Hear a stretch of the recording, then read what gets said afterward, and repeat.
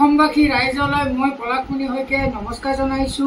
পোন প্ৰথমে আপোনালোকক হিৰত লৈ হিয়া ভৰা মৰম যাচিছো। মই আন এটা নতুন ভিডিঅ' লৈ আপোনালোকক দেখাব গৈছো। বহুত দিন বৰ্তমান মোৰ অসুখ আছিলে, গাৰ ভাল নাছিলে, তাৰ পৰা মই ভিডিঅ'টো বনাব পৰা নাছিলো। বহুত কমেণ্টো আহি আছে আৰু মুদ্ৰা বিষয় মই আপোনালোকক কম।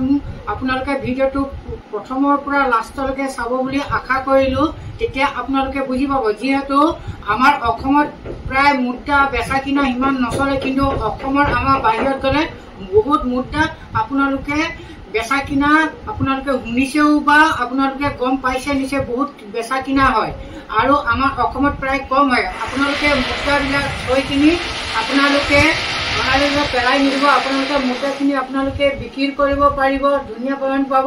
মই আপোনালোকক স্ক্ৰীণত দেখাই দিছো। এই মুদ্ৰাটো 1 টকীয়া মুদ্ৰা। 1 টকীয়া মুদ্ৰা আপোনাৰ এক মিনিট ৰ'ব দেই। এটা হৈছে ইণ্ডিয়ান 1 টকা মুদ্ৰা হয়। ইয়াক বনোৱা হৈছিলে 1907 চনত আৰু এই মুদ্ৰাটো আপোনালোকে দেখিছে। এই মুদ্ৰাটো প্ৰায় ব্ৰেণ্ড নিউ হলে মানে আপোনালোকে 1000 টকাও পালেহেঁতেন। এতিয়া আপোনালোকে ইয়াৰ মূল্য পাব পাৰে অলপ। এইটো মুদ্ৰাটো অলপ পুৰণা আছে, এইটো আপোনালোকে ৰেটটো অলপ পাব পাৰে 500 পৰা 400 ভিতৰতে আপোনালোকে পাব। আৰু মুদ্ৰাবিলাক আপোনালোকে জানি কৰিয়ে আপোনালোকে চাই চিতিয়ে মোক আপোনালোকে জনাব। বহুত মেছেজ আহিছে আৰু বহুত হোৱাটছএপত মোৰ ফটোও মাৰি দিছে। পইচাবিলাক মাৰি দিলে নহ'ব, বহুত হোৱাটছএপত ফটোও আহি আছে, পইচাবিলাক ফটো মাৰি পঠাইছে। মই আপোনালোকক গকুল বৰা ইউটিউব চেনেলটো আপোনালোকক মই লিংকটো দি দিম। আপোনালোকে সেইমতে চাই কিনি আপোনালোকে মুদ্ৰা বেচা কিনা কৰিব পাৰিব, যিহেতু গকুল বৰাই মুদ্ৰাটো বেচা কিনা কৰে। আৰু মোৰ ভিডিঅ'টো এতিয়া অলপ ব্ৰেক লৈছো, আপোনালোকৰ ভিডিঅ'টো সম্পূৰ্ণ চাব। বন্ধুসকল, আপোনালোকে টাইটেল আৰু থাম্বনেল চাই ভিডিঅ'টো কিহৰ ওপৰত বনিব গৈছে নিশ্চয় গম পাইছে। আপোনালোকে চাই থাকিব। বন্ধুসকল, আহকচোন শুনো গকুল বৰাই মুদ্ৰা বিষয়ে কি কয় দুই এষাৰ কথা।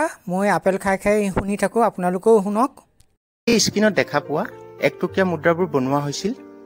ইয়াৰ মেটেল আছিল চিলভাৰ, মানে আমাৰ ভাষাত ক'বলৈ গ'লে ৰূপৰ মুদ্ৰা। ৱেইট আছিল 11.64 গ্ৰাম আৰু 11.68 গ্ৰাম। দুটা ইয়াৰ ৱেইট আছিল। চাইজ আছিল 30.40 mm আৰু 30.70 mm। শ্বেপ আছিল চাৰ্কুলাৰ। বন্ধুসকল, আপোনালোকে বুজি পাইছে নহয় নিশ্চয়। এয়া চাওক, স্ক্ৰীণত এটা 1 টকীয়া মুদ্ৰা। ইষ্ট ইণ্ডিয়া কোম্পানী মানে ব্ৰিটিছৰ শাসন কালত বনোৱা এটা 1 টকীয়া মুদ্ৰা। এটা হৈছে মুদ্ৰাটো অভাৰ্চ আৰু এটা হৈছে মুদ্ৰাটো ৰিভাৰ্চ। তো অভাৰ চাইডত চাওক, মুদ্ৰাটোৰ মাজত কিং উইলিয়ামৰ ফটোৰ চিম্বলটো মুদ্ৰাটোৰ মাজত অংকন কৰা আছে আৰু ৰাউণ্ডকে লিখা আছে উইলিয়াম 4 আৰু চাইডত চাওক কিং লেখা।